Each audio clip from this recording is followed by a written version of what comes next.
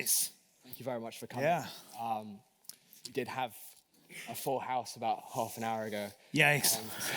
But everyone here is like really excited to come here. Yeah. It's going to be one of the events of the term. And I apologize for being late. We left London at 2:30. And UK traffic. it was supposed to take an hour and a half, and it took 3 hours. So. No, but thank you so much. Here we are. My apologies. Or London's apologies, I guess. And so we'd just like to ask some sort of general questions about Sure. upbringing, your career, obviously. When here's like a massive fan of hip hop culture, your music. Nice. And so just talk to us about your childhood and your upbringing, and maybe how has that influenced your career afterwards? That's a big question. Yeah. What specifically about my childhood? So I know that your mum's been a big inspiration for you, and Yeah. she's played a massive part. So maybe start from there.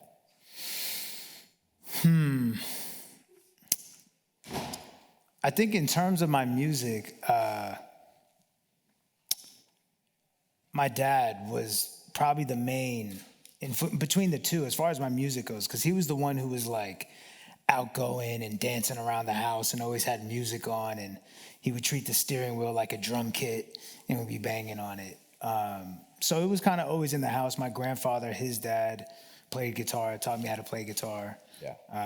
So that was kind of my introduction into music. Yeah. Yeah. In one of your songs, Parkstone Drive, you mentioned a lot about sort of your family and... We're jumping right into it. Yeah, going straight into the deep end. Tell us what's fucked up with you and your dad. Come on. Tell us about what's fucked up about you. Yeah, that. Yeah, no, for real, that. I mean, I love my dad, you know. I think, wow, where do I start with this one? Gotta be careful. I will say on the new album I have coming out in the summertime, which I guess no one knows about till now. This is the first time you say guys. Yeah, album coming out in the summertime. Go ahead, clap it up for that, yeah.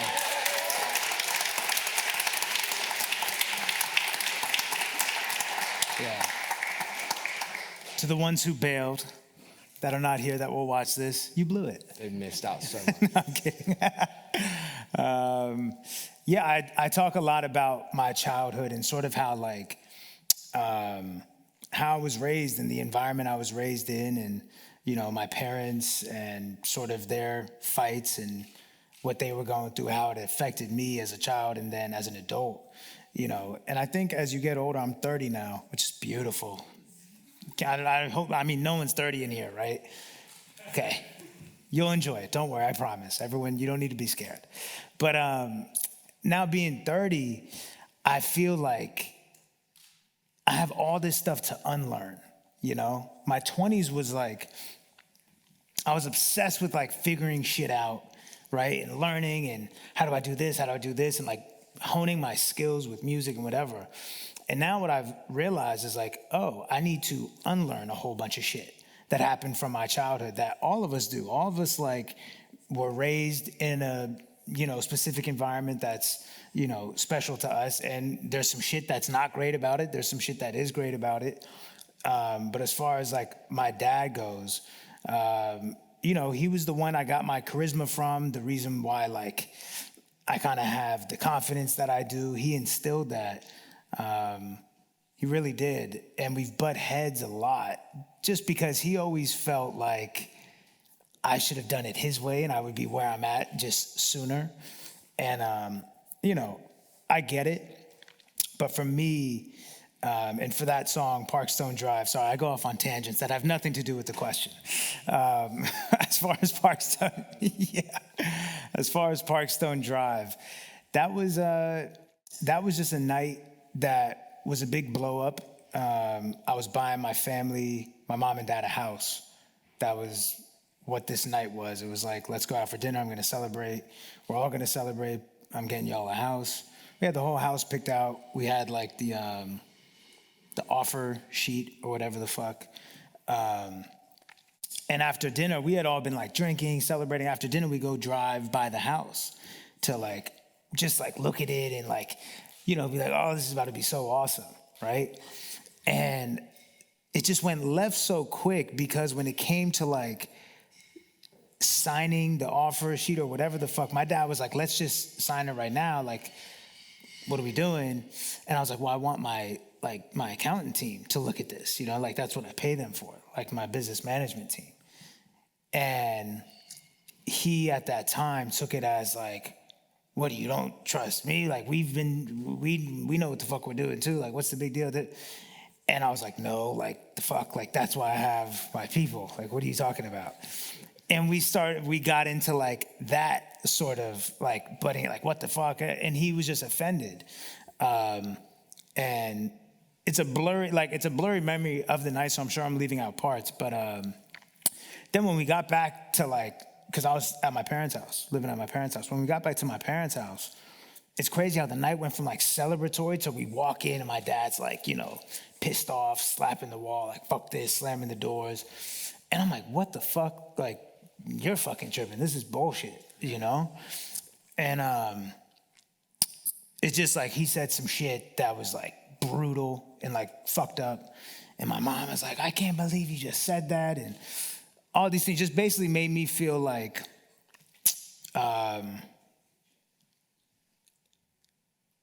what's the perfect way to put it? Basically made me feel like I was doing something wrong by trying to just like, I'm fucking, how old was I at the time? I had just turned 24. I don't know what the fuck I'm doing, you know? I still don't know what the fuck I'm doing. But like, I just got money and I basically just got handed like the reins over as like being the head of the family. Cause right when I got money and got this life, like my dad, like my mom had no money. You know, my dad had lost his job. My mom hadn't been working. So I went from being just like, you know, the kid in my friend's basement making songs to like, all right, here you go. Like, take care of your entire family and like juggle all the dynamics of like you being the one person making money and having to like give your dad money for gas and fucking, you know, okay, give the money to mom, give the merch money to mom, but like don't tell dad because, you know, we need to budget it for bills and he's gonna do like whatever. I don't know what the fuck is going on, right? So it just made me feel super like helpless and just sort of like, what the fuck? Like, this is a fucking mess, you know? This is truly a fucking mess. I don't know what's going on.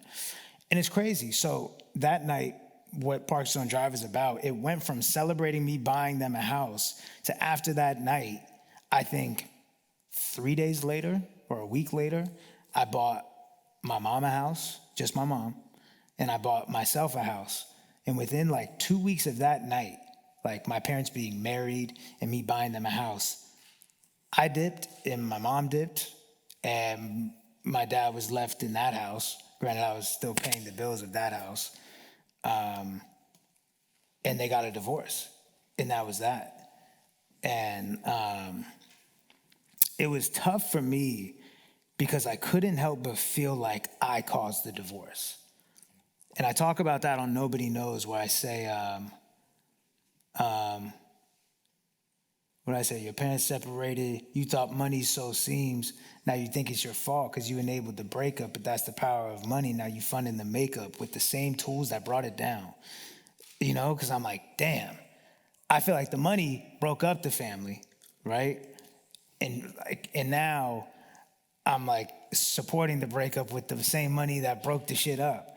But obviously I know I didn't break them up. They were like, my mom would have left a long time ago if she could have, you know? She just financially couldn't. So, you know, from my mom's perspective, it's like, you saved me. From my dad's perspective, I'm sure at the time it was like, fuck you. Like, way to go. But we're all good now. Ish. Yeah, wow. Thank you so much for sharing. Yeah, right, here we are. Right into it. Yeah, because I've heard, you know, I've watched lots of interviews and podcasts that you've done, and none of them have really delved that deep into. No, yeah. Yeah, thank you so much for that. Sure.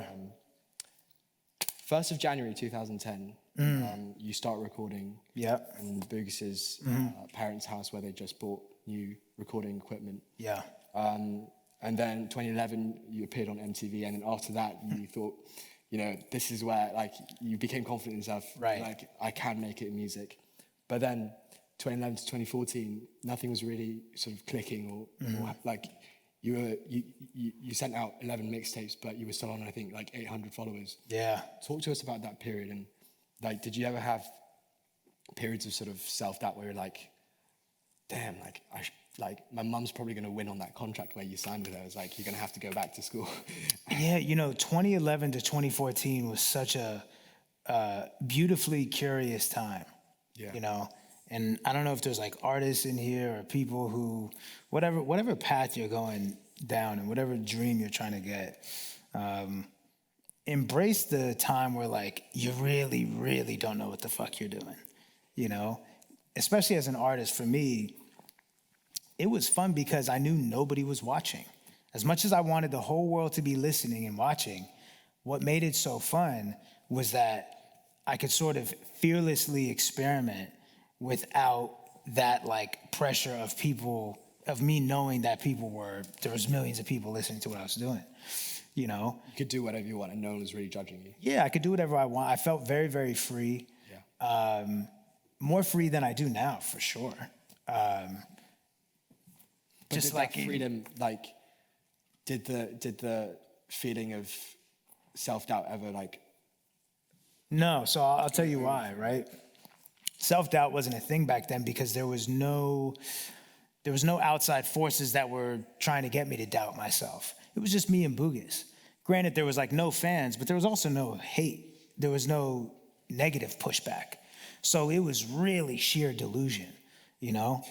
Just You pure. need to have that confidence. Yeah, you have to have delusion, 100%. You have to be the first person that thinks that you're gonna do what you're about to do, you know, regardless of what anyone else thinks. You gotta believe it. So it is delusional, you know, but there was no doubt back then because it was just me and Boogus and we both believed the same thing. And that was it. It was so tight that there wasn't room. We didn't allow access into what we were doing. So we didn't have outside people saying, oh, that's not gonna work. It was just me and Boogus in his parents' basement just making songs, you know? So, yeah, there was no doubt back then. It was way easier back then, to be honest, as far as that goes. So what was the turning point then? Turning point for when it like started to work? Yeah. It was just the music. A lot of artists, like, I always tell artists, and no upcoming artist wants to hear this, but 99% of the time, it's the music. That's why you're not big and successful. At the end of the day, it just comes down to who wants to listen to you. Yeah, like my shit wasn't good enough. Like it's not that complicated. Like, but when you're an up and coming artist, you're like, nah, it's because like they don't post me, or like if I had more marketing, it's like what? So it's everyone else's. Like it's everything else. It's not you. Got it. Okay. So for me, it was and I'll say this though, it's deeper than just the music for me, because once it was 2014, right? And I put out this mixtape called Pink Elephant, which had a song called Goodbye on it, right? And I remember at that time really confidently feeling like the music was ready, you know? I could like sit there and tell that, you know what, the previous mixtapes, this wasn't good enough, but Goodbye, this is incredible. And still wasn't getting the results that I wanted. I was putting out these albums, you know, and dropping albums from obscurity when you're completely anonymous and you have no fans and no connections. No one gives a fuck. No one's trying to listen to an album from someone they don't know and from someone that no one else told them to listen to, you know? So it got to be the end of 2014 and I was like, you know what? Before I just put out another album on deaf ears, I think the music is ready. I think my approach is wrong. And that's when I realized, I was like, let me look at what's going on in the climate of the music business right now. And I was looking at SoundCloud, right? And I noticed that everyone's albums, the first song on the album had the most plays. And then it would go down from there. The second song had less, the third. Now, if there was a big feature, that one would have a lot or whatever. There was one with a video. But for the most part, that was the pattern. And I was like, okay. So everyone's down to listen to the first song. It's that second song that gets a little like tricky, you know? And so I was like, all right, well, I'm just gonna put out one song albums. every week. That's what I'm gonna do. Because y'all are clearly down to listen to one song. You just can't listen to a whole album. I get it, cool. So that's how I came up with the song a week approach. And so I went back to the studio. I stacked up on 26 songs because I wanted to have half a year mapped out so that by the time I got to 26 weeks in, I knew I would have 26 more. And that's what I did. Once I had 26 songs, well, I did two things. I made an album, right? And I had 26 songs ready to go that were not on the album. Because I knew like the end goal was always to still put out another album. I just needed to get the visibility up. I felt like I had the ability, but my visibility was lacking. So I was like, all right, how am I going to increase my visibility? I got to get people tuned in. Let me put out singles that will single-handedly get their attention, and then I'll give them the album. So I had the album ready, and I had these batch of songs ready to go. So I was putting out song a week, song a week, song a week. And the cool thing with having the album in the tuck was that as these weeks were going on, obviously I'm recording, and the album's like ever-changing. So I'm swapping shit. I'm making a song and I'm putting it on the album. I'm taking a song off the album and putting that out and doing that whole process. And it ended up paying off because as we know and as we figured out, like people can listen to one song. It's just, it's tough to get them to listen to an album. And being consistent with great music is, you know, quantity and quality. And what ended up happening, the music blew up, but I was prepared for that, which is why I was able to like, in the moment of momentum, I gave my debut album, There's Really a Wolf, you know? As opposed to, I think a lot of artists miss their moment because it's like they weren't prepared to blow up. It's like, did you think this was gonna happen or not? You know? I knew it was gonna happen, so I was prepared with the album. So after the success of There's Really a Wolf, and you know, you start touring the world, you've basically made it. How did you find that newfound fame? Were there like any challenges? Or were you just riding the high and just enjoying life? Because I know you toured the Middle East. Yeah, I'm trying to like see how deep I want to go to give like, because the album that I'm putting out goes that deep onto like, well, at the beginning, I'll say it was just like, everything was so fast. Yeah. You know, it was just so fast. I mean, I think shit started to work 23, I was 22, 23, let me see. Yeah, 23, turning 24 was when it started to work. And once it started to work, it was just like, I remember where we left off, because I did want to say something that I think a lot of people, it might resonate with a lot of people. Because you were asking, what was it like when it first basically took off and everything started working? I would encourage everyone to like figure out what you're doing it for.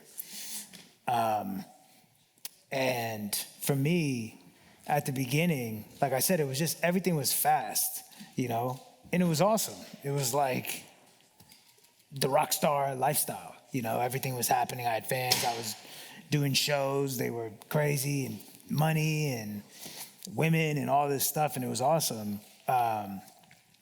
But after sort of like the tornado ends, I was like, I'm not happy. What the fuck is going on? I thought this was gonna do it, you know? And it forced me to take a really, really hard look at myself and ask myself, okay, well, why am I not happy? Because I thought I got everything that I wanted, so why am I not happy?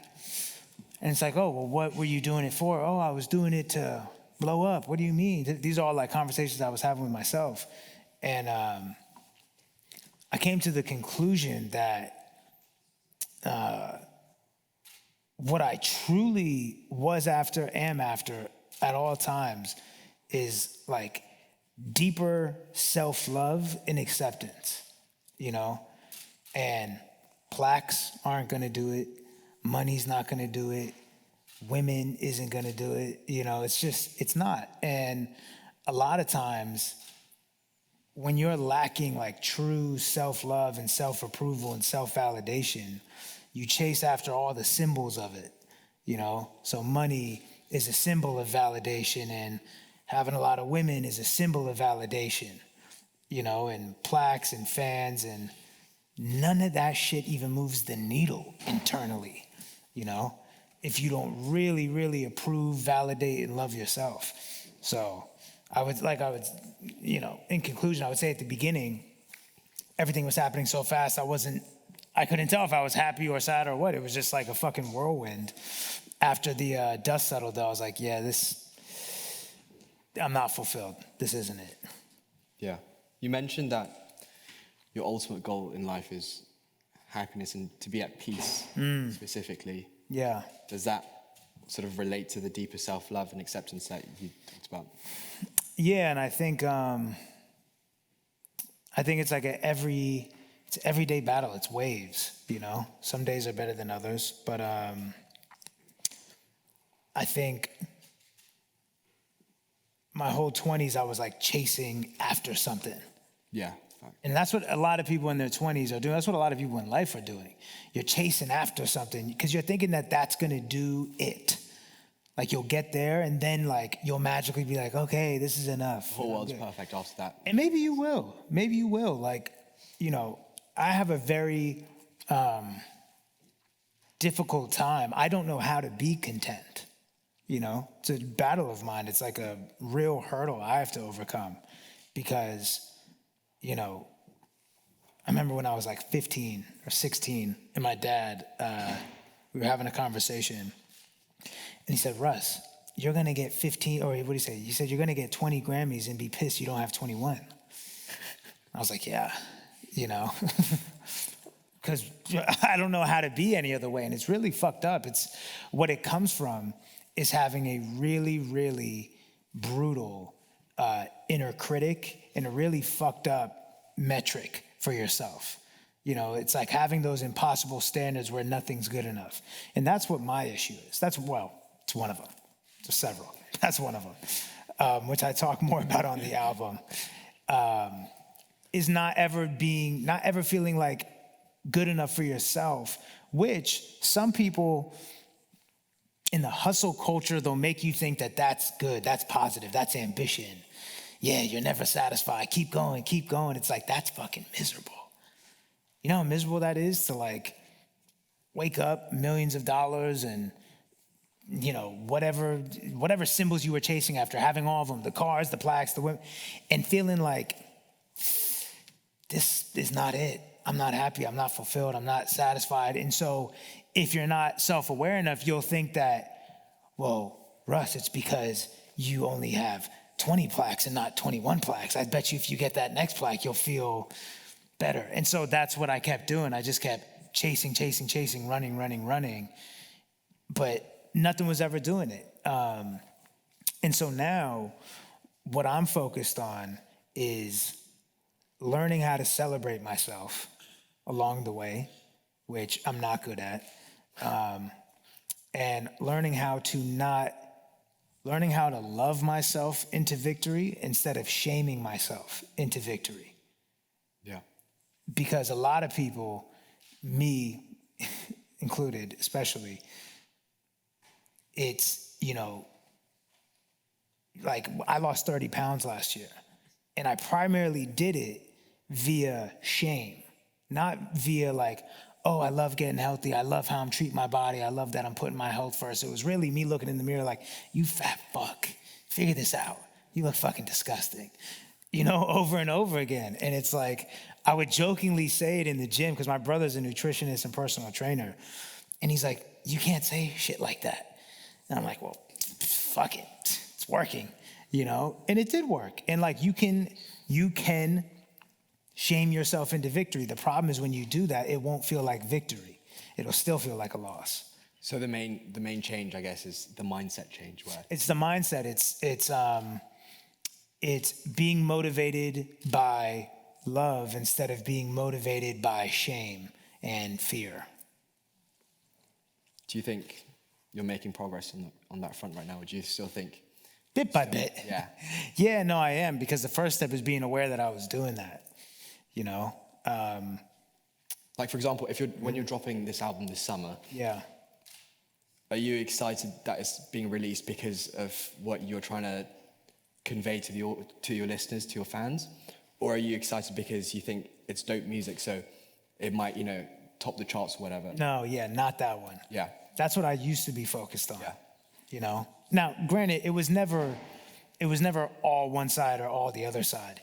There was always a mix of the love in there. It's just the fucking like self shame of like, you should be doing fucking better. And big fucking deal, you went platinum. You should be double platinum. And big deal, you went double. You should be triple. But for the album coming out, I'm just like so excited I'm so excited to put that message out. The messages that are on the album. I'm just excited to put that out and to contribute that to my fans. I'm excited for my fans to get to know me more. And what I learned, truly what I'm obsessed with is, aside from like progress and things like that, I'm obsessed with self-expression, you know? That's why I love clothes. That's why I love tweeting. That's why I love TikTok. I just like expressing myself. That's why I like music. And I'm obsessed with, I'm very excited to express that side of me, because that side of me has not been expressed yet. It's been suppressed. Yeah. And I didn't know it was there. I couldn't figure it out fully. And that's where like the creative side of me comes into the equation, and sort of like I go into the studio and the creative side of me takes over the steering wheel and sort of make sense of all the other parts of me in my life. You know, it's like all the other parts of me hand the creative side of me like fucking notes, you know what I mean? And the creative side of me is like, all right, yeah. I'll be back, and then like make sense of everything. So I'm just excited because I haven't expressed that part of me. We have to talk about the controversies after 2017. Yeah. You got a lot of hate, we can say, for wearing that T-shirt, where you criticized sort of other rappers promoting and glorifying the drug culture, and taking pictures and then posting it, and then like as if that's a desirable thing. But you got some real hate after that, and you said that it was really, really tough. Yeah. Did you ever think that your career was on edge at that point, or did you always knew that you were going to come back stronger? I don't know if I was as worried about my career as I was about myself. It super sent me into fight or flight mode, for sure. Like ever since all the hate and stuff, it just made me more uneasy. Yeah. Just made me more uneasy. Like I'm aware of the landscape and climate of the culture.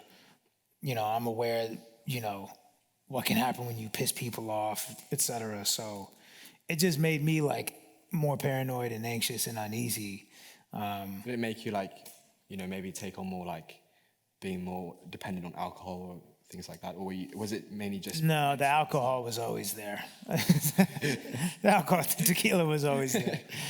No, yeah, I mean, the alcohol, it was never like, oh, I'm addicted to alcohol. We just always enjoyed drinking, We just would drink in the studio, smoke weed in the studio. Man, that's just what we would do. But we would be in the studio 4 nights out the week. So you're drinking a lot and you're smoking a lot of weed. But chalk it up to my 20s, Yeah. So obviously you're not signed to a label, and one of the most like unique things about you is the fact that you're an independent artist. You do everything from top to bottom just purely by yourself. Mm-hmm. You put in the work by yourself, and you're not constrained by anyone else, and you're not selling your sort of creativity and artistic culture to anyone else. Right. Why do you think it's so important that artists do maintain their ownership and aren't sort of, aren't like being a slave to another company, for example? I just think art is meant to be free. I think art and free are like synonyms. But what difference, what impact, like differences in impact does it have? So you being an independent artist, you having your own DIEMON. Yeah. And the artists signed to you, how are they different from... You get to do what you want, when you want, how you want it. Yeah. And I think it's very important for an artist to be able to express themselves how they want, when they want. Sometimes when you're with a label, most of the times, if you wake up on a Monday and make a song that you just feel like is the most beautiful thing ever, and you need to share it with the world and you want to express that, you can't just put that out.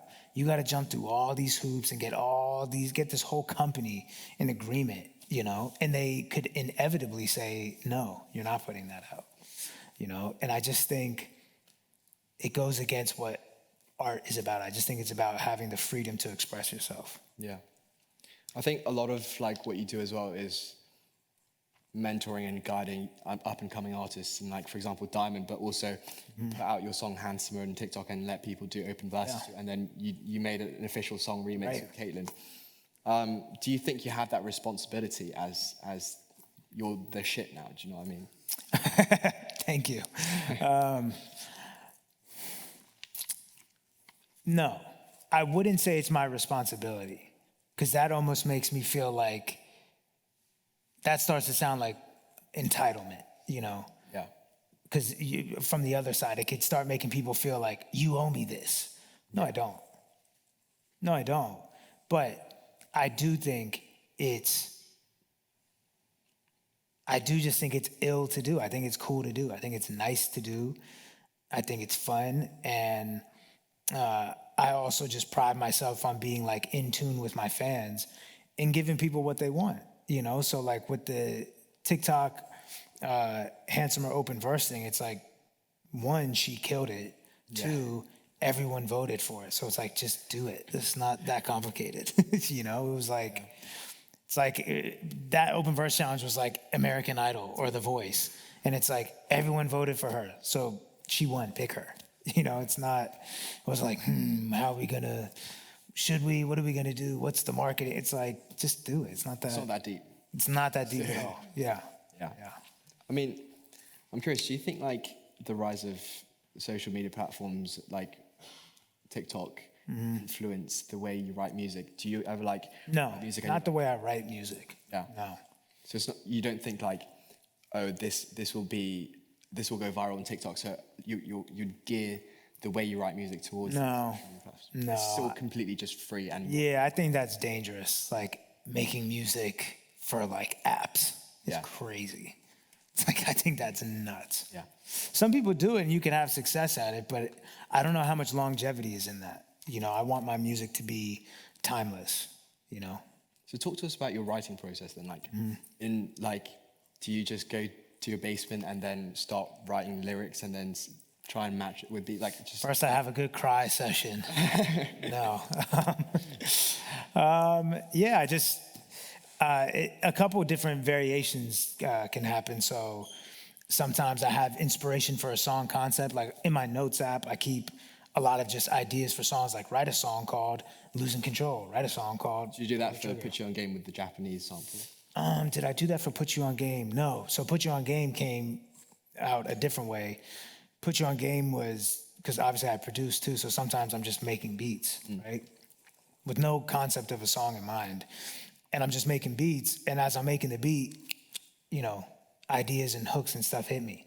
Because naturally, like, making the beat, I'll just start mumbling shit. Let me put you on game. And I just go with that, you know? So either it's like I go into the studio with, okay, I want to make a song called Losing Control.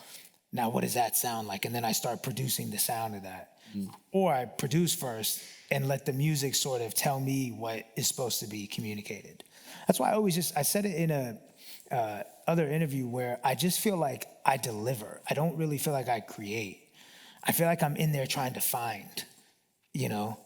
Like I'm in there with my antennas up, hoping I get the fucking signal from the universe, get the information, get the idea. And when I get the idea, now it's just about executing and delivering it in the most like concise way with the least amount of friction, you know? I wanted to talk a little bit more about sort of the UK hip-hop culture, because a lot of people sitting here in the audience are also aspiring music producers. Oh, yeah? How many people are like artists, producers trying to be? Come on, show of hands. Is there only one? There could be only one. No, there's several. Beautiful. Yeah, so one of them wants me to ask you how, because obviously there are still cultural differences between the UK and the US. Yeah. And so they want to know, like, how do you think, obviously Doja by Central C, for example, was a massive success in the US. Why do you think that was the case? And do you think there are... It's a hit. It sounds awesome. I love that song. Sometimes it's that simple. Yeah. Yeah. Do you think there are maybe like more like basic stuff that UK artists could like look into to maybe, break into the US industry? Or do you think it's literally just as simple? I don't think it's a good song. I do think it's as simple as that. I also think branding is important, meaning like your image. I know a lot of people don't want to buy into that, but it's the reality. Your image is a real thing. But think about your introduction to artists nowadays. It's visual most of the time. Very rarely is it like maybe someone's just playing you a song on the aux and you've never heard the artist, you don't know what they look like or anything, maybe. But I feel like most of the time, for me at least, when I discover a new artist, I see him first. And so your image is a real thing, So I think there's a lot of artists that I've come across where they might be talented vocally, the beats are cool, whatever, the ideas are cool, but like branding and image, they just don't have it down. I'm not interested, And that's obviously like a taste thing and a preference thing, but at the end of the day, this goes back to sort of like expressing yourself fully. I think when you truly, fully express yourself down to what you want to look like, what clothes you want to wear, when you really do that authentically, it's going to be something that's very unique to you. And that's interesting to look at. When I was 17, 18, first starting to make music, and I had short hair still from high school because my parents didn't let me grow my hair out.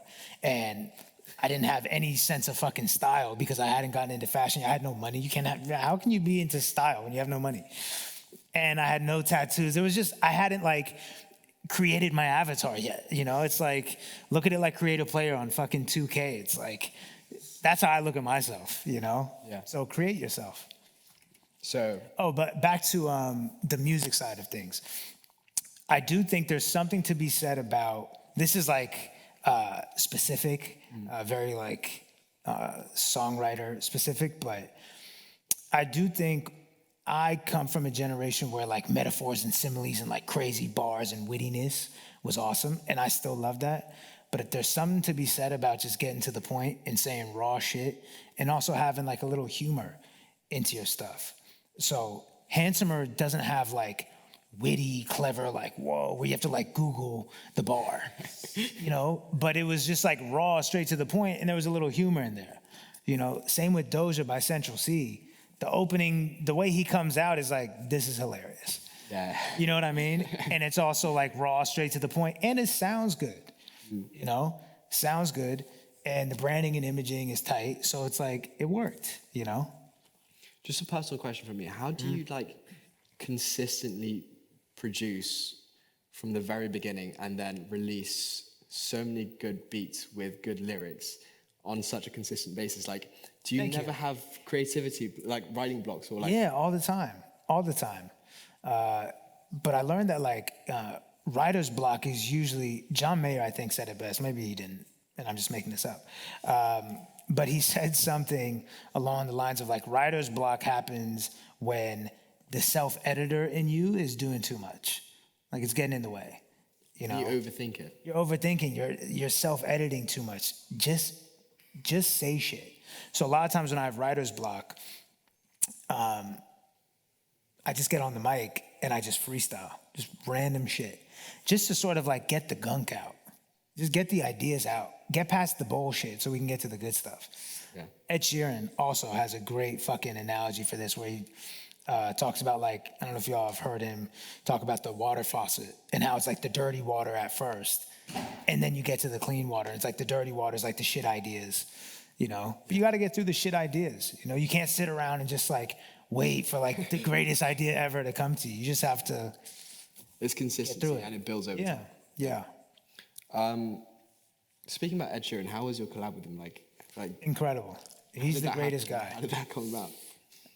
Yeah, I ran into him. I didn't run into him. I walked up to him at a restaurant in New York. Did not run into him. It was not some oh, wow, this is... It just happened to be... It felt divine, though, because there was a lot of little things that had to happen for us to be in the same restaurant that night. And I pay attention to shit like that. I think everything is a sign, I'm one of those for sure. What? Oh, that means that I, But sure enough, we're sitting down at dinner, and he walks in and he's sitting at the table, sort of diagonal to us with his back to our table. And I'm like, it's 9 p.m. in New York. We had to take a jet to get here in time. I was so adamant about going to this restaurant. It's hard to get into. The manager of the restaurant's like, you should go to this one instead of like the previous manager. And I'm like, no, we just want to go to this one. He's like, all right. So we get into this restaurant, and sure enough, Ed Sheeran sits down. And I'm like, man, I got to say something. Like, and in my head, I'm like, I'm assuming he doesn't know who I am, you know? And so I like wait for the opportune time, like a psychopath, like waiting for his bodyguard to get up. So I'm like approaching Ed Sheeran like from behind with his bodyguard sitting right there. I'm like, fuck, this is gonna go left. I'm gonna get tackled into somebody's pasta. But so walk up to him, and he turns around. He's sitting with his back to me. He turns around, looks up, and he instantly pops up. Knows who I am, like introduces me to his table. Like, this is the biggest independent artist in the world. This is Russ. And we're sitting there, this is how he introduced me. And we're sitting there talking about TuneCore and how he used to have a TuneCore. And I was like, what is happening, right? And I remember telling, I think my manager sitting at the table, I remember before I walked over there, I was like, bro, what if, I was like, here's the craziest scenario. What if I walk over there and he invites me to sit down and drink wine and eat pasta with him? Right? Because my mom always instilled, what if it can turn out better than you can imagine? Yeah. I was like, that would be the most wild thing to happen. I'm thinking I'm going to go over there and I'm going to say like, yo, I'm a fan. I love your shit. Keep going. He's going to be like, thanks, bro. Enjoy your meal. Fuck off. You know? That's what I'm thinking is going to happen, right? So anyway, he's up. We're talking about TuneCore. He's like, you want to sit down and have wine and pasta? I'm like, what? Okay, this is turning out exactly how my mom would predict it would turn out. So sit down, and we drank wine and ate pasta for what felt like 3 hours, but I'm sure it was 30 minutes. But the wine was strong. It was good wine. So did the conversation for a potential collab come? Yeah, so he brought it up in the conversation. Like, this is what makes him just an incredible guy. He's Ed Sheeran, like the biggest artist in the world. So obviously, like, he probably knows that I would love to do a song with him, but I also don't want to be that guy, you know, even though I should be that guy, right? But I didn't want to make it feel like that was the whole reason why I came over, because it really wasn't. It was just to like introduce myself. So if he didn't bring it up, you wouldn't have. If he didn't bring it up, I wasn't going to bring it up. Yeah. No, because I didn't want to, I don't like when it feels, because honestly, that wasn't the point of the interaction. Yeah. So I didn't want to ruin the genuine moment. But he was like, he said, I would absolutely love to do a tune with you, is what he said. I was like, okay, this is fucking insane. Like, he's off, like, it's crazy. So he doesn't have a phone, no texting, no calling, which is so admirable. I'm trying to get there. So he gives me his email. Truly doesn't have a phone. I thought it was a bit of bullshit at first too. I was like, all right, he really doesn't fuck with me. He's just like, he's like, yeah, we can do a song. Here's my email, you know? But yeah, so we start sending stuff back and forth, and he sent me the song, Are You Entertained? This is now even like, it gets crazier and crazier. Ed Sheeran sends me a song with his hook on it and his verse on it with an open verse. I'm like, this is the biggest layup I've ever seen in my life. He's like, you can have this. I was like, what? Yeah, that's for real. Like, that's crazy. Like, we didn't get in the studio and have to like go through so many fucking ideas. He's just like, here, this is it. Did he like write that and then he was waiting for the right person to collab with him? I didn't ask too many questions. I was like, yeah. Just okay. I was like, sounds awesome. I'm in. Yeah. Cool. I think I'm going to open the questions to the floor now. So if anyone does have... Oh, do we have to wrap? I feel bad, though. I want to talk more unless people have shit to do. Do people have shit to do? Yeah, let's do questions. But I also want to, like, I want to make sure that we're not getting wrapped on the side. Questions. Yeah. Yes, please. First off. Ooh, got a mic. Not on. Just for aesthetic. I'm really a big fan. You see the merch. I like the shirt. Hell yeah. So if you can sign it first of all. Absolutely. Yeah. And second of all, you always go around traveling. I see you have a studio everywhere you go, and out of the room wherever you go. So what's your favorite location? I always Oh wonder. man. I got a couple. I think Marrakesh, Morocco there's something spiritual about the desert out there. insane. I wanted to move there for like 2 months and make a whole album in the desert, because they have these, I'm a little bougie, so I'm not afraid to admit it. They have these luxury tents, right? Where it's like you can stay in a tent, but it's nice. It's not like. I'm Arab. Oh yeah, what country? I'm from Iraq, but born in Jordan. Oh, cool. Yeah, so Marrakesh just has this beautiful energy to it. And I wanted to go there for 2 months and make an album, but then like COVID hit and all this shit. But I would say Marrakesh, I would say Montenegro is beautiful. Switzerland is fucking incredible. Italy, obviously. Your place. Yeah, I don't know. There's so many beautiful places in the world. Yeah. Thank you. Yeah, thank you. Yeah. Yes, in the orange. So a big appeal that you guys brought up in the interview was your independence as an artist. But obviously you work with Ed Sheeran, Right. all these people who are signed to major labels. So do you think that like for someone like as a student, especially at Cambridge, there's this whole conversation about like the corporate world versus like freelance and being by yourself, which kind of parallels to your own path. Do you think that like you can actually be independent, even if like for music, for example, there are all these labels who control the streams, who like Drake can pay, not to like shout out, or to get me to beef with it, but like he can like pay for all of the Spotify playlists to have his photos. So can you actually? Well, but see, that's not how that works, truthfully. Yeah, no. If it put it like this, and this is what I always tell artists: if it was simple as pay to play, if it was you pay money, we put you on playlists. You pay money, we put you on the cover of this. You pay money, we give you radio, like all these things. Then every major label artist would never flop, because major labels have all the money.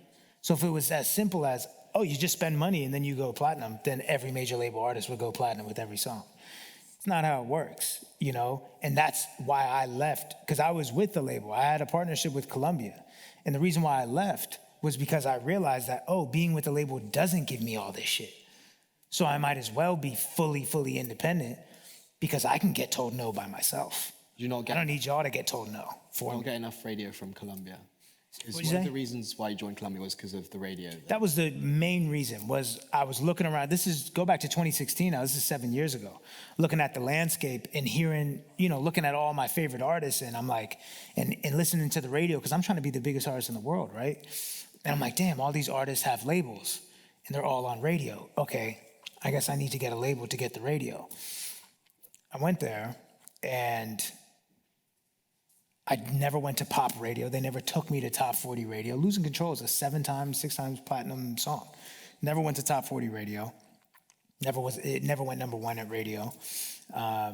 And there was numerous songs that got worked at radio that didn't even go top 50 or whatever. And I was like, wait, I thought being with the label, just like, this is just automatic.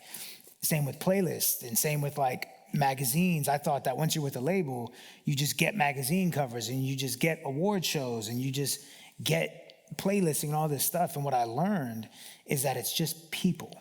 It's all this is. All these companies are just people. So when you go to a label, it's just a guy named John who's the person that, it's your rep. He's the guy that just talks to Spotify and Apple. He's the middleman. And so instead of me hitting up Spotify and Apple, which they like more, they like talking to the artist more. It's more fun. They get to tell like their wife or their husband, like, oh, I talked to Lil Wayne today. That's cooler than like I talked to John Smith at Republic, So instead of them hitting the Spotify and Apple up, I'll hit them up. Because all that's happening is you're picking up the phone, calling them, and they're telling you no. Well, I can do that. You're getting paid to do that? It's crazy. That's all this is people. Same with PR. You get assigned a PR person. Guess what they're doing? Calling GQ and calling, hey, will you have Russ? No? Okay, thanks. I can get told no. I don't need y'all to get told no for me. This is insane. This is what this is. So it's not just this instant access. Because once I left the label, if you go down my Instagram and see all the magazine covers, that's all after the label. That's independent. My first top 40 on the Billboard charts was Handsomer, independent, not with the label. So yeah, absolutely. You can be independent and do everything you need to do. You talk about the freedom aspect of it. Do you think lots of my favorite artists are all signed to labels? Sure. Does that make their music any worse? Or like, what do you say? Does that confirm that they're Make it any worse? like what you say confirm the fact that like yes they might have a label, but like Drake is the biggest artist in the world because he has the ability to be the biggest artist in the world. Is that like it's still about the quality of the music at the end of the day? It is still about the quality of music, for sure. But the issue is when you put out something that your fans don't like and you're signed to a major label, you're fucked, you know? Because you can't just quickly follow up and like erase the bad odor because your label is going to tell you, no, we need to work it and make our money back. You need to relax, you know? And Drake is the biggest artist in the world because Drake's music is incredible. You know, there's people who are signed to the same label who are not as big as him. They have all the same resources as the label. It comes down to the quality of the music, sure. And it's not like, oh, if you're on a major label, your music is worse. No, it's just like you can't move as freely as I can. You know, I could put out an album every week if I wanted to. You can't do that if you're signed to a major label. Just literally can't. I could put up an album for free download if I wanted to, just to like, you know, get emails from fans and turn it into tickets or whatever the fuck. No major label artist can put up their album for free. You got to sell it for a minimum so the label can make a profit. So there's a lot of different things as an artist that you can't do if you're with a major label. And the main thing is you don't have the freedom. You can't move how you want, when you want, unless, sure, you're Drake. But good luck. Yeah, the one in blue. I was wondering if you've seen the clip of Timbaland on Producer Ground talking about AI and producing beats. I haven't seen it. That sounds insane, though. What are your thoughts on AI for producing? Do you think it's going to work out humans producers, or do you think producers will use it to enhance beats? Yikes. Man, I feel like producers already don't like me.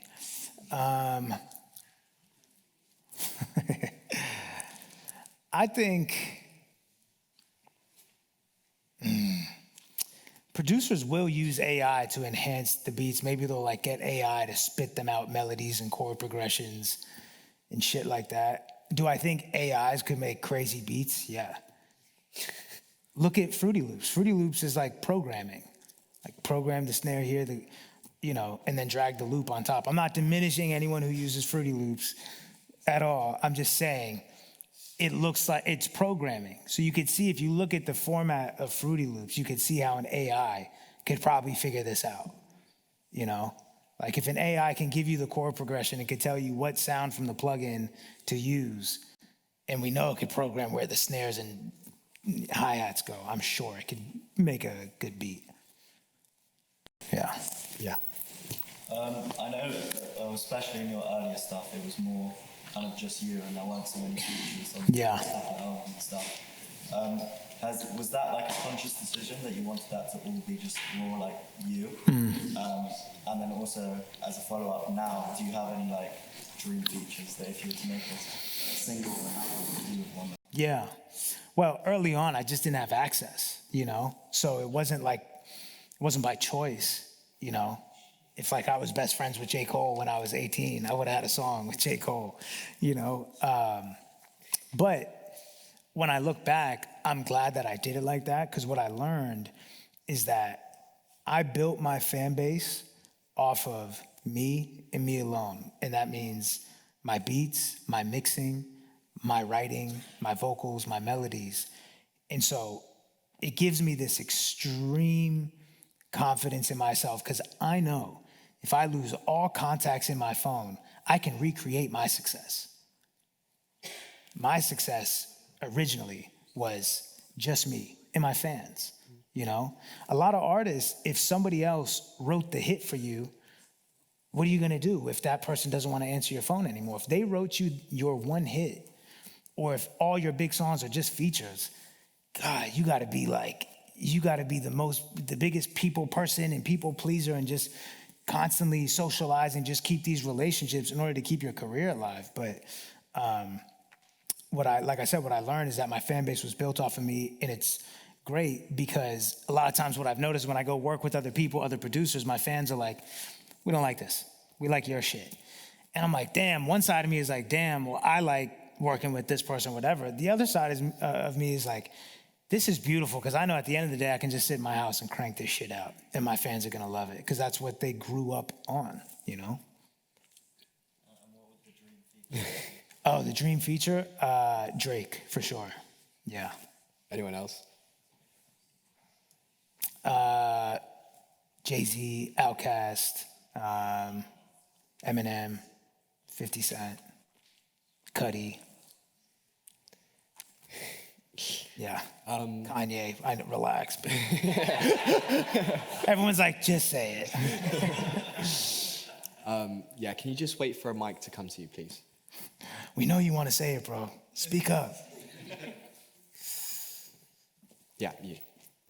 I got a vicious manicure the other day. Hiya. If you were in the position that you were in 2014 today, Yeah. would you still like stand by a song a week, or would you change the approach at all? Today I'd probably do song every other week is what I would do today. Why I specifically? would do 2 songs a month. Just because I feel like, honestly, it's a better time to be an artist right now. Primarily because of TikTok, to be honest, because it's so easy to like, if you're good, if you have quality shit, and you stay consistent, it's so easy to amass a following on there. And why I would do 2 songs a month instead of a song every week now is because you can spend way more time promoting that one song.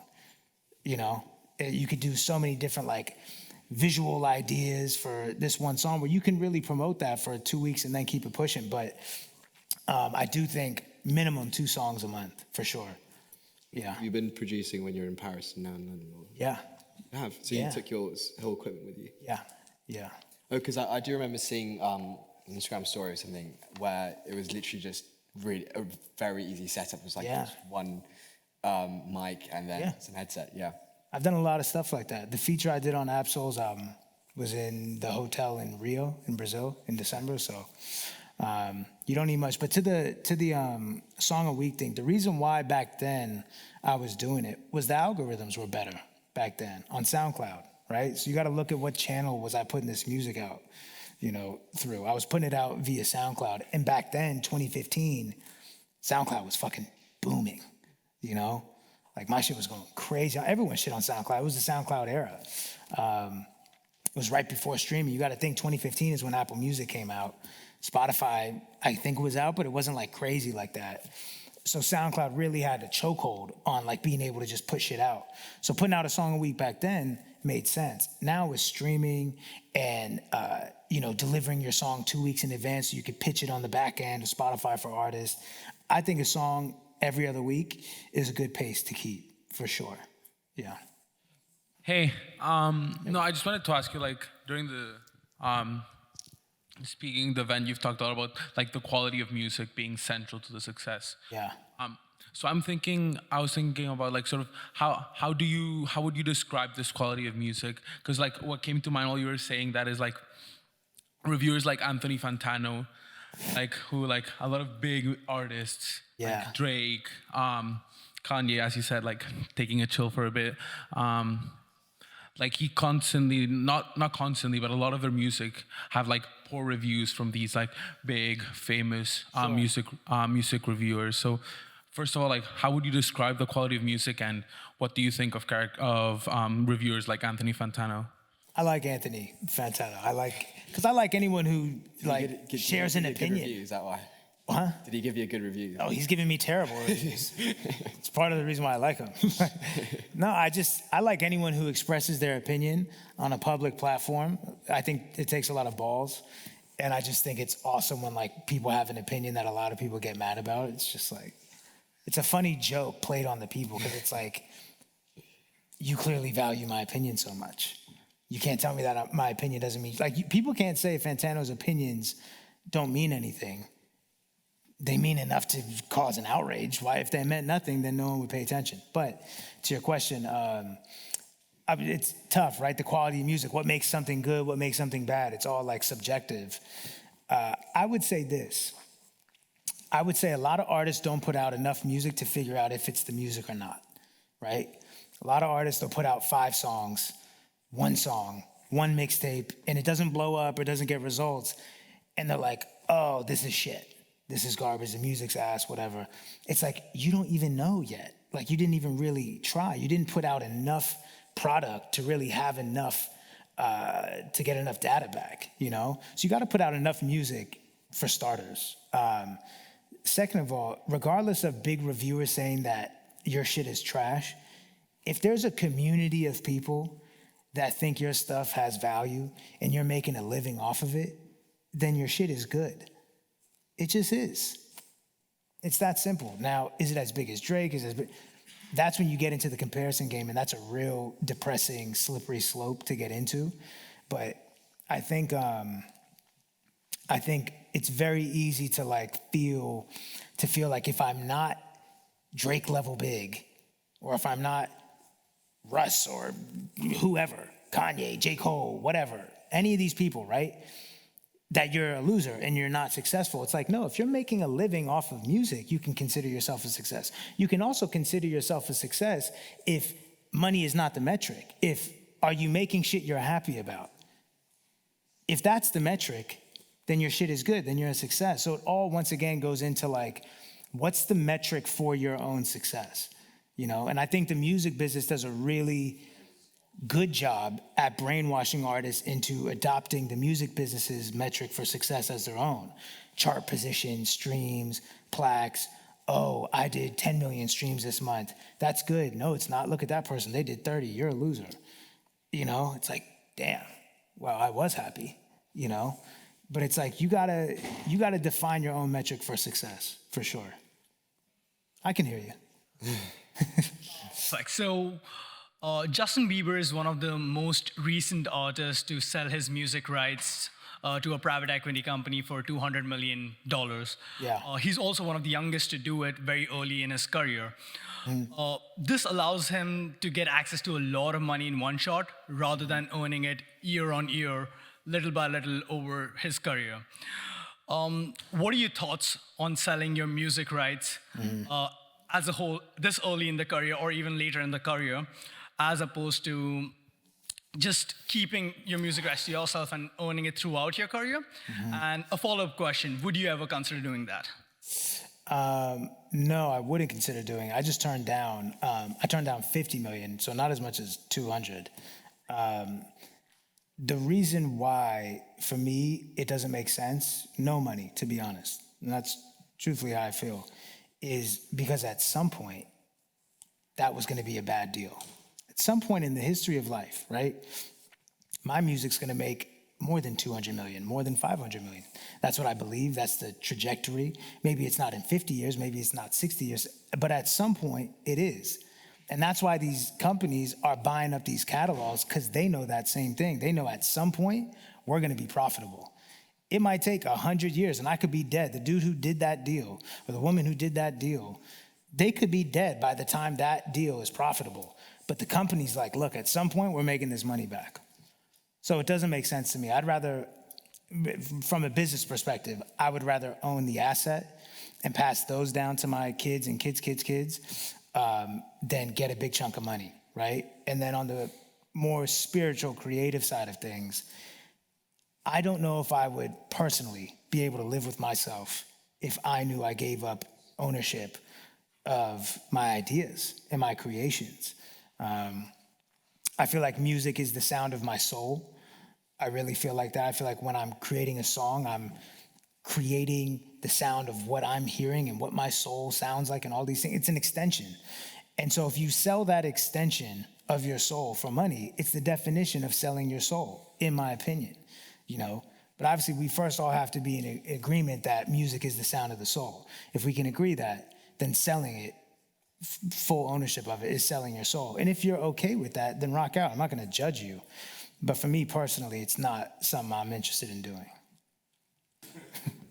Hello, yeah. So throughout the interview, and we all noticed you were talking quite a bit about self-reflection and things like that. And you even have a song called Note to Self. That's my favorite song. Thank you. And so I was just wondering, how often is it throughout your life or whatever you're doing, it is that you take a step back to consider where you are in life and what your goals are going to be, and how often do you readjust? Often. I think definite aim is like the most important thing for anyone going after something, whether it's music, whether it's to be a doctor, whatever it is. You have to know where you're going. And a lot of people, I would say most people don't know where they're going, which is why they end up nowhere. It's not surprising. Like, you feel lost, well, because you don't even know where you're going, you know? So definite aim, knowing where you want to go is really important. And what you said is also really important, readjusting. Not being so rigid, you know, that you refuse to accept a detour. Sometimes the detours are the blessing, you know, the reroute, you know? But if you're so locked in, like, no, it has to be done this way, then you close yourself off to detours and reroutes that, you know, might be better for you, you know? This year, maybe 12. And I need a couple of weeks to make it 13. Yeah. So can I get some help with my school fees? How much are your school fees? $500K for 4 years. International student, that's why. That's what you have to pay? I'm on a student loan, of course. I don't have that yet. Yeah, but then you have to pay back the loans. Yeah, after I start working, hopefully. That sounds like a scam. Something about that sounds like a scam. No, not what you're offering me. Like, having student loans feels like a scam. Yeah. You're just paying that for the rest of your life. Good luck. No, I'm sure you'll be fine. Yeah, with that. That's so much in student loans. Hello? All right, so I wanted to ask about the new record, and you said it's more intensely personal. Is it, I know you had the verse on your Absol's record, and Absol's record is like very intensely personal. Were you inspired by some of the more recent, like really personal records that come out to kind of emulate in your own way? Or is it kind of come, or did the inspiration for the album just come from genuinely the own experiences and just wanting to put that on tape? Yeah, it genuinely came from, honestly, like survival instincts, to be honest. Like, I was going through so much shit internally that I didn't know how to figure out how to navigate, how to make sense of. And this album allowed me to do that, you know. This album was sort of this like home where, like, now when we just listened to it on the ride here, and like now when I sit and listen to it, I'm not explaining, it just feels like, I just feel much lighter, you know? Sometimes I think when you're ignoring parts of yourself, they get louder, and when you finally pay attention to them, they quiet down. And so with this album, it feels like I finally gave a voice to the like inner turmoil and some of the shit I was dealing with. Now the inner turmoil isn't so loud. And your verse on, this reminds me of your verse on Therapy Music. It feels like that's very much a precursor to what you were saying about kind of... Yeah, it's interesting you say that, because I think on a lot of my songs, I was like hinting at, like, knowing how deep I went on the album and the depth that's there, right? I can go back and listen to like Voicemail or Nobody Knows or Therapy Music in certain songs, and I can tell that I was trying to figure something out. It's funny you say that. Yeah. I remember listening to Vinyl Days and getting to that record and listening to your verse on that, and I was like, I've never heard him say anything like that before. It feels like kind of a new direction thing. Well, I was trying to figure shit out, you know? And I think I've been trying to do that my whole career, you know? I've been trying to like get to the bottom of the issue. Why don't I feel fulfilled? What's the issue? Is it my parents splitting up? Is it the divorce thing? Is it the hate? Is it what is it? And, you know, on the album, I kind of explain what it is. Fair enough. Yeah. No. Hi. You were talking about... Your voice is insane. What the fuck? So awesome. Just trying to be like you. Oh, you're exceeding beyond belief. You were talking about, and you just described it now as like a career, and you talk about your goals aren't necessarily linked to music.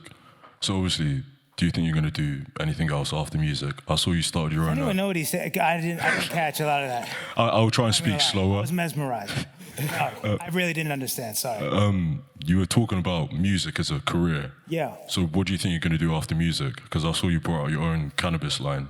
So do you think you're going to get into like business or? Music is always going to be my primary focus, to be honest, because music to me isn't a job. It's not a career. It's a way of life. You know, it's like what do you, really what you're asking is like, what are you going to do when you stop being creative? I'm never going to stop being creative. You know, we're all creative in our own way. Rick Rubin, I'm reading his new book, and he talks about how we create conversations. We create the way our furniture is going to be laid out in our home. We're all creative in a way. So for me, music is just my medium, you know? So I'm never going to like reach a point where it's like, all right, I'm done making music. I have to make music to make sense of shit in my life, to regulate my nervous system. You know, like I have to make music. Now, will I do things on the side just to like fuck around just because it's fun? Sure. But it's not shit I care that much about, you know, just like being all the way honest. Like I care enough about it to do it just because I like having ideas and I like seeing them come to life because I just find that process exhilarating, like thinking of something and then seeing it in real life. But music is always number one, for sure. Final question. Yeah? There at the end. You sure? You can keep going. I got the information from above. Oh, above. Yeah. You know it's real when it's above. Hi. So obviously you mentioned a few artists that you'd love to collab with, but I was wondering, who do you like listening to when you're on your own or when you're at home? This answer is going to bore you. I feel like I don't. That's a problem. Wow, you just enlightened me to a new problem I have. A problem that I feel like I've noticed. I don't listen to much music anymore. Is that an accurate sentence? I'm trying to like figure this out. Wow. What a rabbit hole I'm down. SZA's new album? Yeah, like I'll check people's shit out. But I'm not like riding around to like, yo, I just have this on repeat. I think what it is, honestly, is I'm always making songs. So I'm just always critiquing my shit. So I'm just always listening to my stuff like, not like, oh, I'm so fucking awesome. But like, is that hi-hat too loud? Like, you know, it's either that or I'm listening to like samples. And like I said, I'll check people's stuff out. But even when I'm working out, I don't listen to music when I work out. So I'm a psychopath, so. But yeah, there's not any like artist that I'm just listening to. But yeah, SZA's new album is great. Snooze is my favorite song off of SZA's album. As a Yoruba person, I really appreciated your bars in your song with Davido, All I Want. Yeah. And I just wanted to ask, how important do you think it is to embrace different cultures when there's a cross of genres in one song? So important. First of all, music is global. Music is like everyone speaks that language. Not everyone speaks English. Not everyone speaks Yoruba. Not everyone speaks Spanish. Not everyone speaks Portuguese. Everyone speaks music, which is why I've had a lot of success touring internationally because my stuff has a lot of melody in it. You know, a lot of artists, when they ask me like, well, how do you tour internationally? How do you like have these fans over there? It's like, cause y'all are trying to rapidy rap your ass to death. And it's like, it's not gonna work overseas. They don't speak English. You feel me? Like English isn't their first language. So it's hard for them to what? Like, have you traveled? And if you haven't, you should, because you will understand that melody reigns supreme. Even when you listen to music from other cultures, what's like, you know, when you listen to Afrobeat music, so heavy on melody. You know, when you listen to reggaeton, very heavy on melody. Even when you listen to like most modern hip hop now in America, heavy in the melody aspect. So it's like, for me, incorporating these other cultures, one, makes sense. Two, it's fun. Three, I find it fairly easy because I just use melody, and melody works with every genre.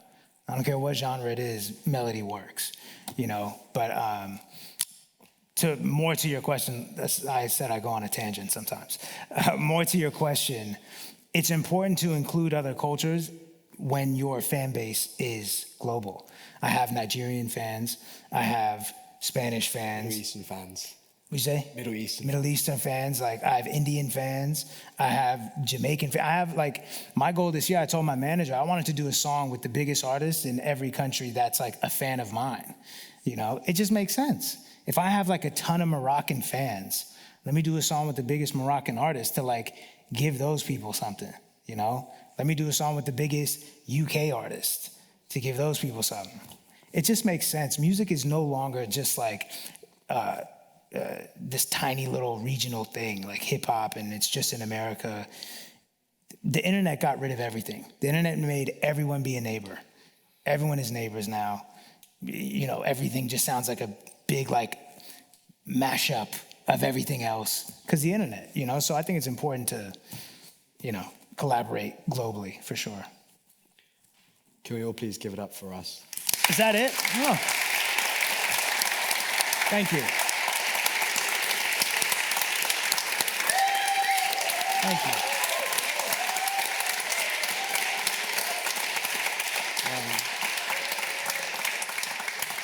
Yeah, I think this interview went far and far beyond what I could ever imagine. Cool. And thank you so much for sharing your story, sharing so much stuff, personal as well. Yeah. And also, right off the bat, we jumped in. Exactly. Right from the beginning. Thanks for joining us. Tell me about your childhood trauma. It's like, okay, fuck. It's good though. Good. And any final exclusives we could get about the album, or like we want Cambridge to be where? Yeah, well, the summertime is when I'm going to put it out. I think the most I've talked about the album is here today. The most insight I've given. I just want to like tell y'all, first of all, thank you for coming. Thank you for sticking around. I know I was late, even though it wasn't my fault, but I was late. And I'll take responsibility for that. But I do want to just tell y'all that it's really, really, really important to know where you're going, definite aim, but it's really, really important to have patience with yourself. And my whole life, even now, still I battle with it. I was very impatient with myself. And that's what led to the shame, right? Because why didn't you get here faster? Why didn't you know this already? You know, whenever I would learn something new, I wouldn't be excited about learning something new. I would shame myself as to how come you didn't know this already? You're so fucking dumb. Look at your past self. You thought you knew it. You're an idiot. That's how I would act, you know? And it's a really like unhealthy place to be with yourself. And you're not supposed to have it all figured out. I don't have it all figured out. No one has it all figured out. And you're just supposed to enjoy the journey, you know, try your best to make the world that you're living in better than how you found it, contribute something, be your authentic self, but be really patient with yourself. You know, I feel like now when I talk to up-and-coming artists, I just always use up-and-coming artists as like the reference point because that's who I talk to, but apply it where you see fit in your life. When I talk to up-and-coming artists, they're just so like down on themselves and feeling like they're not gonna make it or they should have popped by now and something should have happened. And it's like, man, I thought I was gonna blow up at 18, you know? And thank God I didn't, you know? Like part of me, when I get into the shame thing, I'm mad I even blew up at 23. Like, I wish I blew up now because at least I know now way more shit and would navigate it way smoother, you know? But what I've learned, and fans of mine might find this wild, but I've learned humility. And not humility like, oh, I don't think I'm that great, you know, and fine, I'll just think less of myself. Humility in the sense that the more I learn, the more I realize I don't know shit. So let me just relax and be gentle with myself and understand that I know what I know right now, and I'm gonna try my best with the information I have, but I'm open to learning more, and I know that I should learn more, and I'm gonna learn more, and when I learn more, do better, because you know more. That doesn't mean you gotta look back and be like, you should have known what you know now back. That's like, you wish you're omnipotent. That's the arrogance. Feeling like you should know at 20 what you know at 30. You know, that level of just arrogance is insane and it's really unhealthy. So that's all. I hope everyone got something from this interview. I appreciate y'all. Thank you so much for coming. Thank you.